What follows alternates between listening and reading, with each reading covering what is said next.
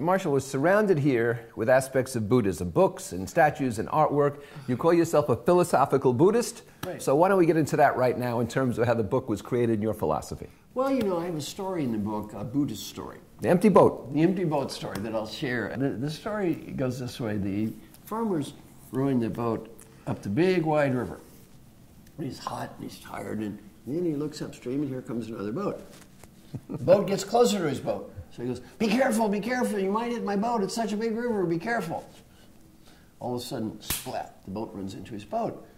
The farmer's angry. He stands up, you fool, you idiot moron, how'd you hit my boat? It's such a big river. He looks in the other boat. There's no one in the other boat. He's screaming at an empty boat that's just floating down the river. Existentially, there's never anyone in the other boat. If you think of a person makes you feel guilty, angry, mad, crazy, getting upset with them for being who they are makes about as much sense as getting upset with a chair for being a chair. The chair cannot help but be a chair. That's what it is. And the idea of the empty boat is, as we journey through life, realize what is. Learn to make peace with what is, and realize I'm going to change what I can change. I'm not going to waste my life being upset over things that I have no control over. And I'm also not going to personalize things, because we tend to personalize things. We're driving the car, someone cuts in front of us, we get angry. Personal slight. Yeah, we take it personally. It's somehow they offended us. Right.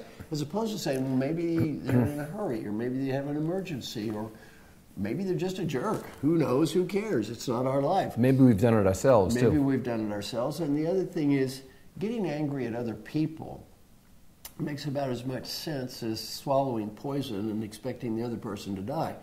Well, it enslaves us, doesn't it?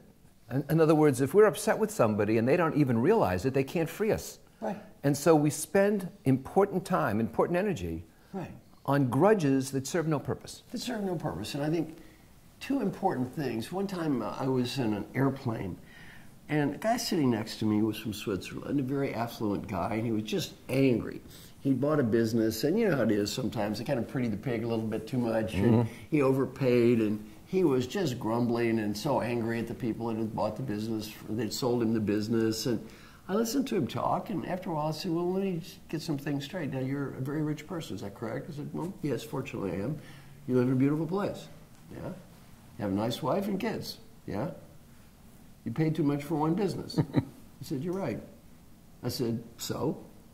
You could beat yourself up about this forever, be angry at the other person forever, or just say, hey, we all make mistakes sometimes and move on with life. Get on with your life. You know what he said? You're right. Yeah. Why am I making myself upset?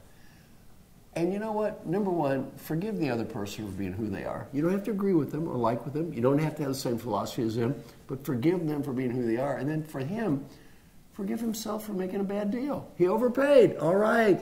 It's okay. You don't win them all. You overpaid once. Well, the empty boat idea is what is. Make peace with what is. Don't personalize it.